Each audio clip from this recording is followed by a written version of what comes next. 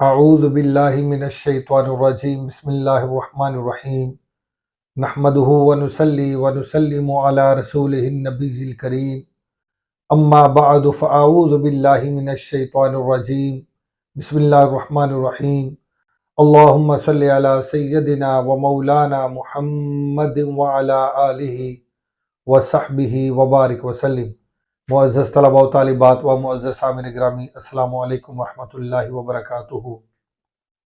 ہمارا یہ سلسلہ ہے شرح کلام اعلیٰ حضرت پر مشتمل، جس میں ہم حضور سیدی اعلیٰ حضرت رحمۃ اللہ علیہ الشاہ امام احمد رضا خان فاضل بریلوی رحمۃ اللہ علیہ کا کلام آپ کے لیے لے کے حاضر ہوتے ہیں، اور اس کا ہم ترجمہ اور مختصر شرح پیش کرتے ہیں۔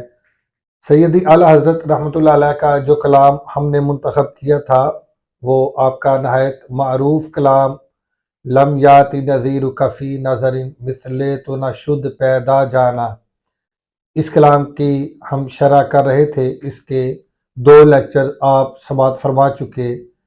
پہلے دونوں لیکچر میں 3 اشعار کا ترجمہ اور تشریح اور اس کی وضاحت کی گئی۔ آج اس کا تیسرا حصہ ہے، تیسرا لیکچر ہے۔ آج انشاءاللہ العزیز اس کلام کے باقی ماندہ 4 اشعار کا ترجمہ اور مختصر وضاحت پیش کریں گے۔ تو چلتے ہیں بلا تاخیر آج کے پہلے شعر کی طرف۔ حضور سیدی اعلیٰ حضرت رحمۃ اللہ علیہ آپ فرماتے ہیں، یہ آج کا پہلا اور مجموعی طور پر 7واں شعر ہے۔ حضور سیدی اعلیٰ حضرت رحمۃ اللہ علیہ فرماتے ہیں، لَکَ بَدْرٌ فِی الْوَجْهِ الْأَجْمَلِ خط حالۂ ماہ زلف ابر اجل، تورے چندن چندر پرو کنڈل، رحمت کی برن برسا جانا، رحمت کی برن برسا جانا۔ حضور سیدی اعلیٰ حضرت رحمۃ اللہ علیہ آپ فرماتے ہیں کہ لَکَ بَدْرٌ فِی الْوَجْهِ الْأَجْمَلِ، لَکَ بَدْرٌ فِی الْوَجْهِ الْأَجْمَلِ، لَکَ کا معنی ہوتا ہے تیرا یا تیرے لیے۔ بدر کہتے ہیں 14ویں کے چاند کو، بدر کہتے ہیں 14ویں کے چاند کو، جو کامل ہوتا ہے، جو مکمل ہوتا ہے، یعنی کامل چاند، اسے بدر کہا جاتا ہے۔ فی کا معنی میں یا اندر، الوجہ وجہ چہرے کو کہتے ہیں، چہرہ، صورت یا مکھڑا۔ اسی طرح اجمل کا معنی ہوتا ہے بہت حسین یا بہت خوبصورت۔ سیدی اعلیٰ حضرت رحمۃ اللہ علیہ فرماتے ہیں کہ یا رسول اللہ، آپ کا مبارک چہرہ، آپ کا سونا مکھڑا، آپ کی پیاری صورت تو 14ویں کے چاند جو کامل ہوتا ہے، جو مکمل ہوتا ہے، جو روشن ہوتا ہے، اس 14ویں کے چاند سے بھی زیادہ روشن، زیادہ منور اور زیادہ خوبصورت اور زیادہ حسین ہے۔ یا رسول اللہ صلی اللہ علیہ وآلہ وسلم، آپ کا سونا مکھڑا، آپ کا سونا چہرہ، آپ کا پیارا چہرہ تو 14ویں کے چاند سے بھی زیادہ اجمل ہے، زیادہ حسین ہے، زیادہ خوبصورت ہے۔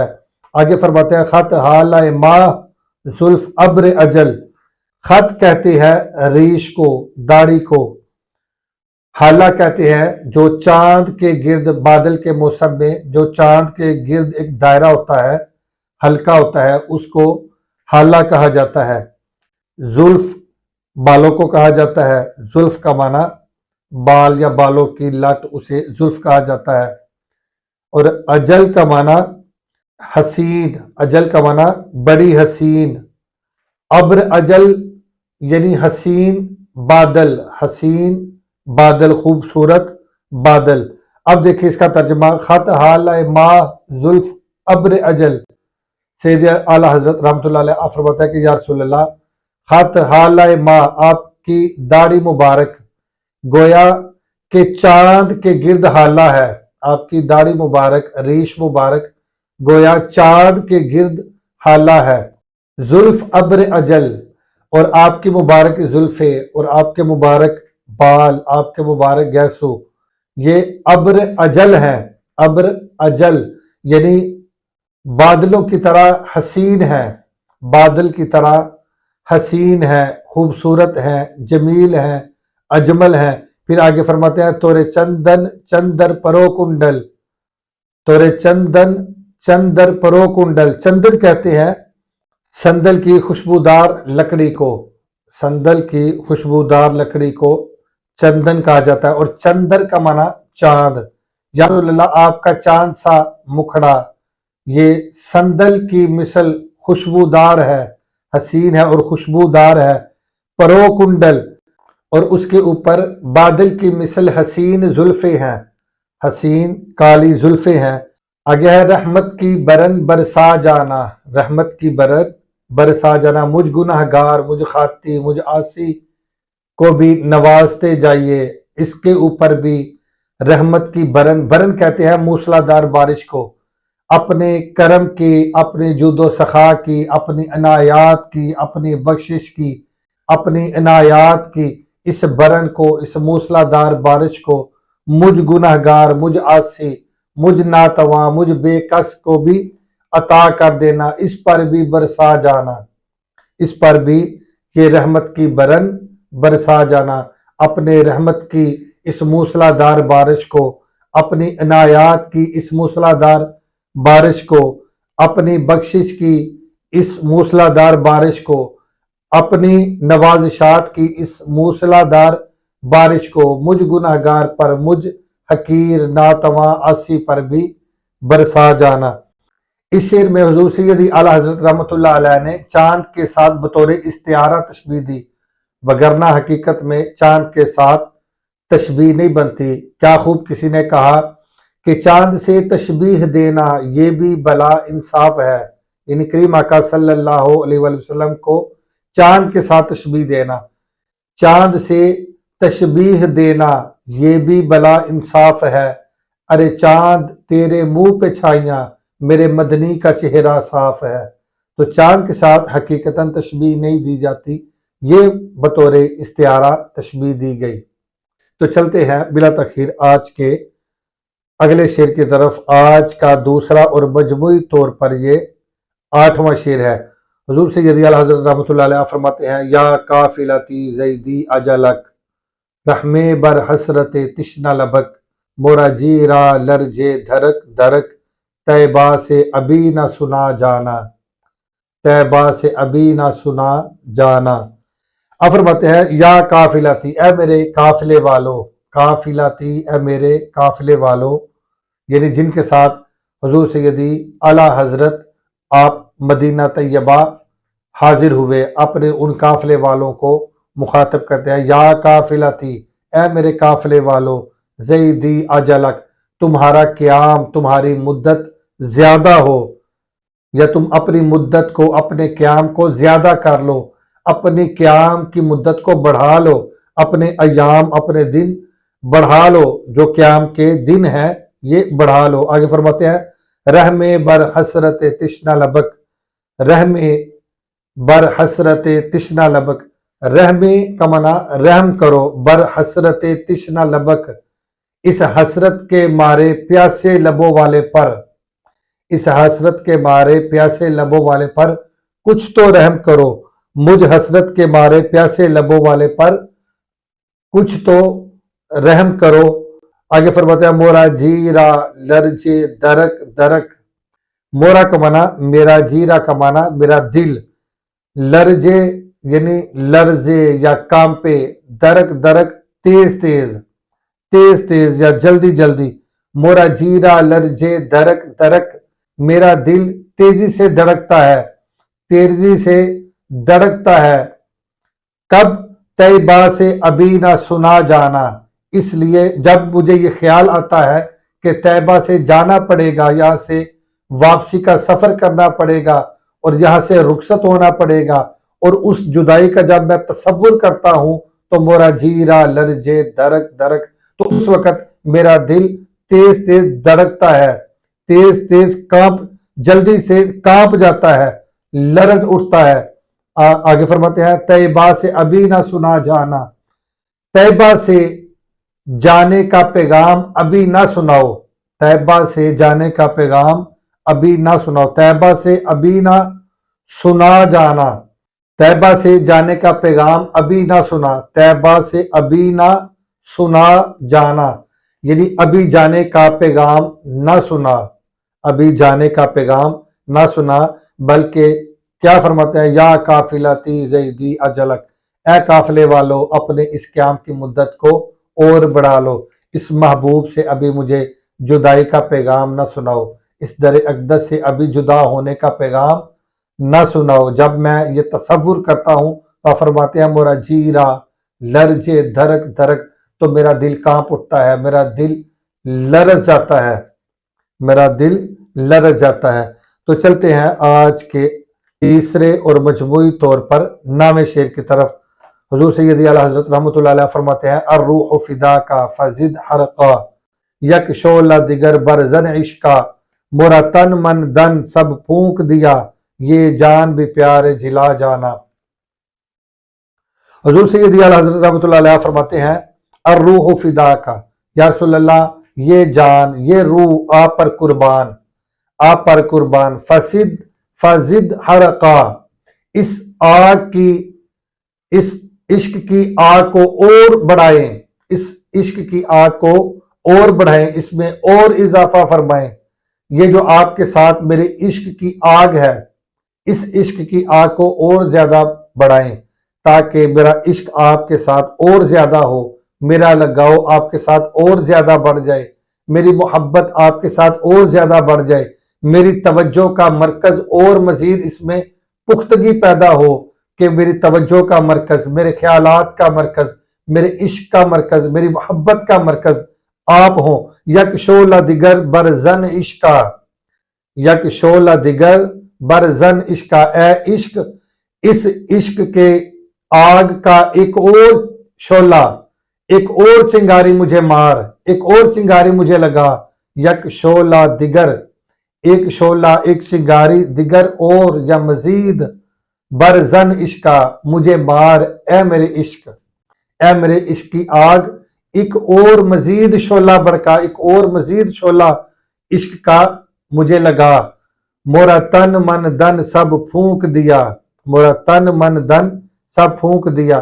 یا رسول اللہ میرا تن، میرا من، میرا دن، تن یعنی میرا جسم، من میری روح، میری جان، دن میرا مال، مال و اسباب، میرا سب کچھ پھونک دیا، یہ آپ پر میں نے فدا کر دیا، قربان کر دیا، آپ پہ وار دیا، یہ جان بھی پیار جلا جانا۔ یا رسول اللہ ایک جان بچی ہے، اس کو بھی اپنی بارگاہ میں قبول کر لیجئے، یہ بھی آپ پر فدا ہونا چاہتی ہے، اسے بھی قبول کر لیجئے۔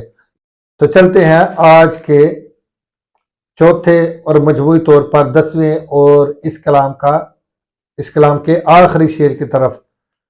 حضور سیدی اعلیٰ حضرت رحمۃ اللہ علیہ آپ فرماتے ہیں بس خام نوائے رضا، نہ یہ طرز میری نہ یہ رنگ میرا، ارشاد احبہ ناطق تھا، نہ چار اس راہ پڑا جانا۔ سیدی اعلیٰ حضرت رحمۃ اللہ علیہ فرماتے ہیں بس خام نوائے رضا، خامہ کہتے ہیں قلم کو، اور خام کا معنی کچا، کمزور یا ناتواں یا ناتجربہ کار۔ نوائے رضا کا معنی رضا کی صدا، رضا کی ندا، رضا کی پکار، اس کی آواز، رضا کی آواز۔ آپ فرماتے ہیں بس خام نوائے رضا، رضا کا کمزور قلم تو بہت کچھ لکھ چکا، اپنی تحریر سے بہت کچھ صدا دے چکا۔ آگے فرماتے ہیں نہ یہ طرز میری، لیکن جس انداز میں یہ کلام لکھا گیا، آپ فرماتے ہیں نہ یہ طرز میری، یہ میرا انداز نہیں تھا، نہ یہ رنگ میرا، اور یہ میرا رنگ نہیں تھا، یعنی میری شاعری کا ایسا رنگ نہیں تھا، یہ میرا اسلوب نہیں تھا، یہ میرا طریقہ ایسا نہیں تھا، اس انداز سے کلام کو لکھنا یہ میرا انداز نہیں تھا۔ تو پھر کیوں لکھا؟ آپ فرماتے ہیں سیکنڈ مصرے میں ارشاد احبہ ناطق تھا، یہ تو ارشاد تھا احبہ اور ناطق کا۔ احبہ یہ پہلے لیکچر میں آپ کو بتایا تھا کہ یہ دو شاعر ہیں، یہ شعراء کا نام ہے احبہ اور ناطق، یہ حضور سیدی اعلیٰ حضرت رحمۃ اللہ علیہ کے معتقد تھے۔ انہوں نے حضور سیدی اعلیٰ حضرت سے گزارش کی کہ آپ ایسا کلام لکھیں جو سنت تلمیح پر ہو، یعنی 2 زبانوں پر مشتمل۔ تو حضور سیدی اعلیٰ حضرت نے 4 زبانوں پر مشتمل یہ کلام خوبصورت تحریر کیا۔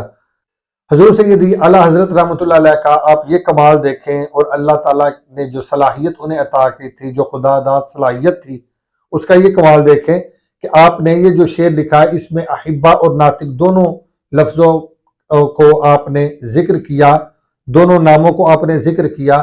ان کو اگر بطور علم دیکھا جائے، یعنی نام کے اعتبار سے دیکھا جائے، اسم کے اعتبار سے دیکھا جائے، تب بھی یہ شعر با کمال ہے، اور اگر اس کو معنی کے اعتبار سے دیکھا جائے تو پھر بھی یہ شعر با کمال ہے۔ اب دونوں طریقوں سے دیکھ لیں۔ ارشاد احبا ناطق تھا، آپ فرماتے ہیں کہ یہ احبا اور ناطق کا ارشاد تھا، ان کی گزارش تھی، ان کی عرضی تھی کیا کہ آپ اس طرح کا کلام لکھیں۔ پھر آگے فرماتے ہیں ناچار اس راہ پڑا جانا، اس لیے مجھے مجبوراً نہ چاہتے ہوئے بھی اس راہ پر چلنا پڑا۔ ناچار اس راہ پڑا جانا، یعنی اس راہ پر جانا پڑا، اس رستے کو اختیار کرنا پڑا، اور اس انداز سے اور اس طریقے سے یہ شاعری کرنا پڑی۔ تو حضور سیدی اعلیٰ حضرت رحمۃ اللہ علیہ نے 4 زبانوں پر مشتمل یہ کلام لکھا، اور یوں حضور نبی کریم صلی اللہ علیہ وآلہ وسلم کی مدح سرائی کی۔ اللہ تعالیٰ ان کی اس کاوش کو، اس خدمت کو اپنی پاک بارگاہ میں قبول فرمائے، اور انہیں کروٹ کروٹ جنت عطا فرمائے، اور اللہ پاک ہمیں بھی ایسے صالحین کی سنگت، صحبت، معیت، ان کا قرب، ان کا وصل عطا فرمائے، اور اپنے ایسے انعام یافتہ بندوں کے راستے پر چلنے کی توفیق عطا فرمائے، آمین۔ آج کے لیے اتنا ہی کافی ہے۔ آخر میں اب ہم حضرت مولانا علامہ محمد بلال حسین چشتی صاحب زیدہ مجدہ آپ کی خوبصورت آواز میں یہی جو ہم نے آج 4 اشعار پڑھے، جن کا ترجمہ اور مختصر وضاحت پیش کی، یہی 4 اشعار آپ کی نہایت سریلی اور پیاری آواز میں سماعت کریں گے۔ السلام علیکم ورحمۃ اللہ وبرکاتہ۔ لك بدر في الوجه الأجمل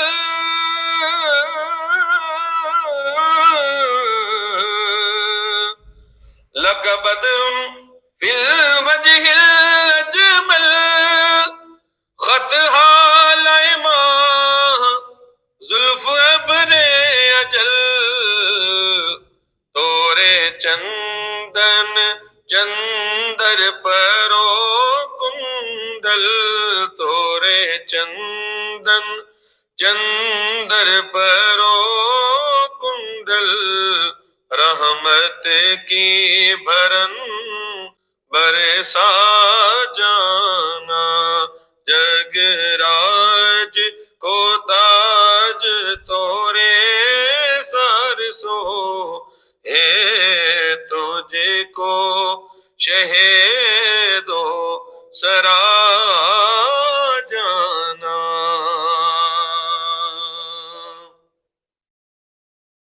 یا قافلتی زیدی اجلک راہ میں برحسرت تشنا لبک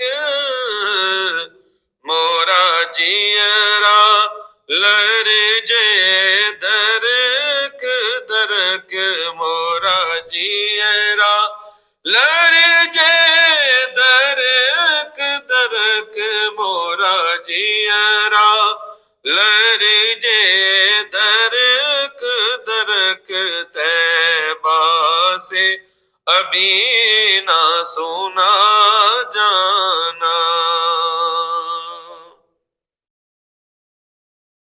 الروح فداک فزد عرقا یک شعلہ دیگر برزن عشقا یک شعلہ دیگر برزن عشقا مرتن من دن سب بھوک دیا مورا تن من دن سب بھوک دیا مورا تن من دن سب بھوک دیا یہ جان بھی پیارے جلا جانا۔ بس خامہ خام نوا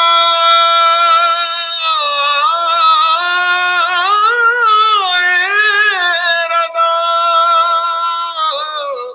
بس خامہ خام نوائے رضا، نہ یہ طرز میری نہ یہ رنگ میرا، نہ یہ طرز میری نہ یہ رنگ میرا، ارشاد احبا ناطق تھا، ناچار اس راہ پڑا جانا، ارشاد احبا ناطق تھا، ناچار اس راہ پڑا جانا، لم یاتی نذیروں کا فی ناظر مثل تو نہ شد پیدا جانا، جگ راج کو تاج تورے سر سوہے، جگ راج کو تاج تورے سر سوہے، جگ راج کو تاج تورے سر سوہے، تجھ کو شہید و سرا